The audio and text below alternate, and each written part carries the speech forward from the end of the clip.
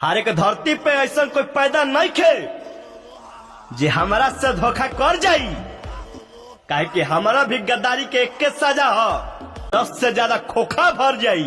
क्या भाई लोग, ये है शायर विपिन यादव का रिलाई पार्ट 2। अगर पार्ट 1 नहीं देखे हैं तो जाके देख सकते हैं, चैनल पे अपलोड है। आप लोगों को बता दूं, विशाल सिंह जो खेसारी लाल यादव के मैटर में बहुत कुछ बोले थे अपने रोस्टिंग वीडियो में, तो भाई पूरी तरह से रोस्टिंग में बोले थे खेसारी लाल यादव को, लेकिन उससे तगड़ा जवाब दिया है शायर विपिन यादव ने अपने एक छोटे से क्लिप में। भाई पूरा क्लिप हम नहीं चला सकते हैं क्योंकि अब शब्द का प्रयोग किया गया है, वो इंस्टाग्राम आईडी पर अपलोड है।